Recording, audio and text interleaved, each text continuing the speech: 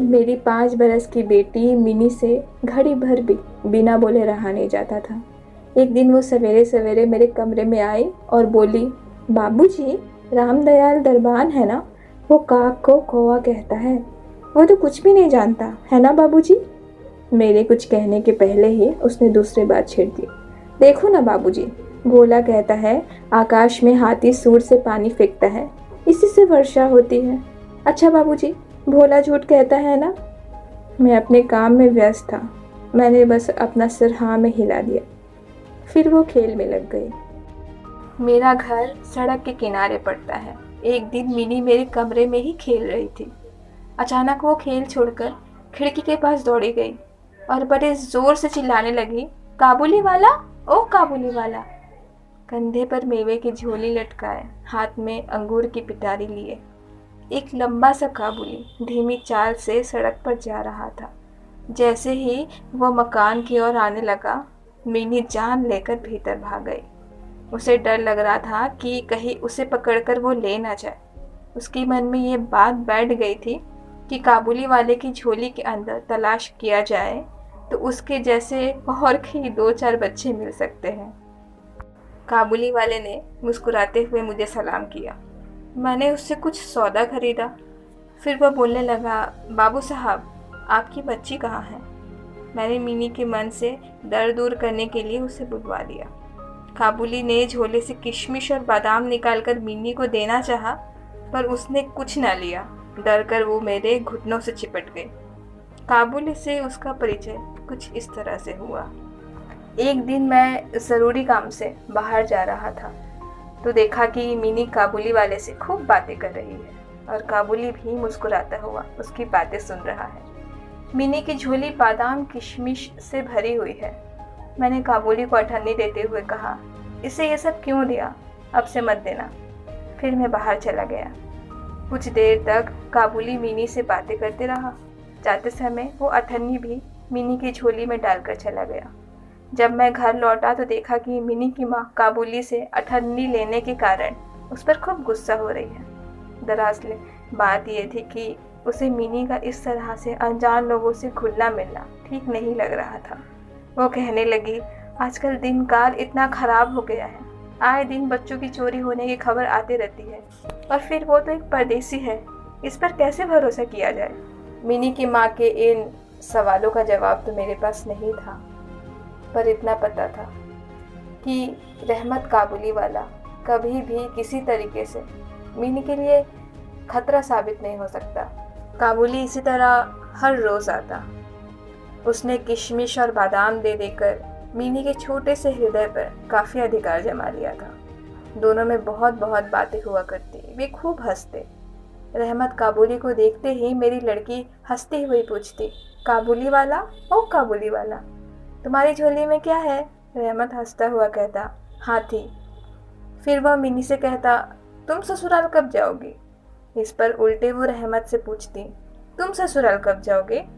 रहमत अपना मोटा घूसा तान कर कहता, हम ससुर को मारेगा। इस पर मिनी खूब हंसती। हर साल सर्दियों के अंत में काबुली अपने देश को चला जाता। जाने से पहले वो सब लोगों से पैसे वसूल करने में लगा रहता। उसे घर घर घूमना पड़ता, मगर फिर भी प्रतिदिन वो समय निकालकर मिनी से एक बार मिलकर जाता। एक दिन सवेरे में बैठकर अपने कमरे में कुछ काम कर रहा था। ठीक उसी समय सड़क पर बड़े जोर से शोर सुनाई दिया। देखा तो अपने उस रहमत को 2 सिपाही बांधे ले जा रहे हैं। रहमत के कुर्ते पर खून के दाग थे और सिपाही के हाथों में खून से सना हुआ खंजर। कुछ सिपाही से और कुछ रहमत के मुंह से सुनकर पता चला कि हमारे पड़ोस में एक व्यक्ति था जिसने रहमत से एक चादर खरीदी थी और उस पर कुछ रुपए बाकी थे, जिसे देने से उसने इनकार कर दिया। इसी बात पर दोनों की बहस हो गई और काबुली ने उस पर छुरा चला दिया। इतने में काबुली वाला, ओ काबुली वाला कहती हुई मेरी मिनी घर से निकल कर आई। रहमत का चेहरा क्षण भर के लिए खिल उठा। मिनी के आते ही उसने पूछा, तुम ससुराल जाओगे। रहमत ने हंसकर कहा, वही तो जा रहा हूँ। रहमत को लगा कि मिनी उसके उत्तर से प्रसन्न नहीं हुई है। वो किसी भी तरीके से नहीं चाहता था कि मिनी को इस बात का पता चले और वो परेशान हो। तभी उसने घूंसा दिखाकर कहा, ससुर को मारता, पर क्या करूं, मेरे दोनों हाथ बंधे हुए हैं। छुरा चलाने के अपराध में रहमत को कई साल की सजा हुई। काबुली का ख्याल धीरे धीरे मेरे मन से उतर गया और मिनी भी उसे भूल गई। कई साल बीत गए। आज मेरी मिनी का विवाह है। लोग आ जा रहे हैं। मैं अपने कमरे में बैठा हुआ खर्च का हिसाब लिख रहा था। इतने में रहमत सलाम करके एक और खड़ा हो गया। पहले तो मैं उसे पहचान ही ना सका। उसके पास तो पहले की तरह ना ही झोली थी और ना ही उसके चेहरे पर पहले की तरह खुशी थी। अंत में उसकी ओर ध्यान से देखकर ही मैं पहचाना कि वो रहमत है। मैंने पूछा, क्यों रहमत, कब आए? कल ही शाम को जेल से छूटा हूँ, उसने बताया। मैंने कहा कि आज हमारे घर में एक ज़रूरी काम है, मैं उसमें लगा हुआ हूँ। आज तुम जाओ, बाद में फिर कभी आना। वह उदास होकर जाने लगा। दरवाजे के पास फिर रुककर बोला, ज़रा बच्ची को देख नहीं सकता? शायद उसे यही विश्वास था कि मिनी अब भी वैसी ही बच्ची बनी हुई है। अब वो भी पहले की तरह काबुली वाला, ओ काबुली वाला चिल्लाती हुई दौड़ती चली आएगी। उन दोनों में वह उसी पुरानी हंसी और बातचीत में कोई रुकावट नहीं होगी। मैंने कहा, आज घर पर बहुत काम है, आज उसे मिलना ना हो सकेगा। वह कुछ उदास हो गया और सलाम करके दरवाजे के बाहर निकल गया। मैं सोच ही रहा था कि उसे वापस बुलवाऊं। इतने में वह स्वयं ही लौट आया और बोला, थोड़ा सा मेवा लाया था बच्ची के लिए, उसे दे दीजिएगा। मैंने उसे पैसे देने चाहे तो उसने लेने से इनकार कर दिया। कहा कि आपकी बहुत मेहरबानी है बाबू साहब, पैसे रहने दीजिए।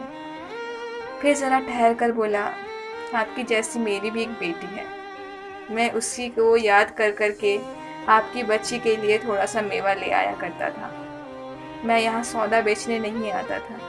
उसने अपने कुर्ते की जेब में हाथ डालकर एक मैला कुचैला मुड़ा हुआ कागज़ का टुकड़ा निकाला और बड़े जतन से उसके चारों तक खोलकर दोनों हाथ से उसे फैलाकर मेरे मेज़ पर रख दिया। हाथ में थोड़ी सी कालिख लगाकर कागज़ पर उसी की छाप ली गई थी। अपनी बेटी की इसी याद को छाती से लगाकर रहमत हर साल कलकत्ते की गली कुचों में सौदा बेचने के लिए आया करता था। यह देखकर मेरी आंखें भर गई। सब कुछ भूलकर मैंने उसी समय मिनी को बाहर बुलाया। विवाह की पूरी पोशाक और गहने में मिनी शर्म से सिकुड़ी मेरे पास आकर खड़ी हो गई। उसे देखकर रहमत काबुली पहले तो सकपका गया। उससे पहले जैसी बातचीत ना करते बना। बाद में उसने हंसते हुए पूछा, लल्ली, सास के घर जा रही है क्या? मिनी अब सास का अर्थ समझने लगी थी। मारे शर्म के उसका चेहरा लाल हो उठा। मिनी के चले जाने के बाद एक गहरी सांस भरकर रहमत ज़मीन पर बैठ गया। उसकी समझ में ये बात एकाएक स्पष्ट हो गई थी कि उसकी बेटी भी इतनी दिनों में इतनी बड़ी हो गई होगी। इन 8 वर्षों में उसका क्या हुआ कौन जाने। वह उसकी यादों में खो गया। मैंने कुछ रुपए निकालकर उसके हाथ में रख दिए और कहा, रहमत, तुम अपनी बेटी के पास अपने देश चले जाओ। So hey guys, I hope you enjoyed this video and I can totally understand कि आप लोग बहुत ज़्यादा नाराज़ हैं मेरे से, क्योंकि मैंने पिछले साल से एक भी वीडियो अपलोड नहीं किया है। क्या करे यार, ये कोरोना के चक्कर में लाइफ में इतना ज़्यादा रायता फैल गया था ना कि उसे समेटते समेटते पूरा 1 साल ही निकल गया। माफ़ कर दो यार, इस बार गलती हो गई। नेक्स्ट टाइम से मैं रेगुलर वीडियो अपलोड करूँगी और आपको नाराज़ होने का बिल्कुल मौका नहीं दूँगी। सो गाइज़, अगर वीडियो पसंद आई हो तो वीडियो को लाइक कर दीजिए, कमेंट करके ज़रूर बताइए कि कैसा लगा और चैनल को सब्सक्राइब करना बिल्कुल नहीं भूलें। और हाँ, शेयर भी कर देना, ठीक है? तो गाइज़, मिलते हैं हमारे नेक्स्ट वीडियो में फिर कोई नई कहानी के साथ। तब तक के लिए बाय और अपना बहुत ख्याल रखिए।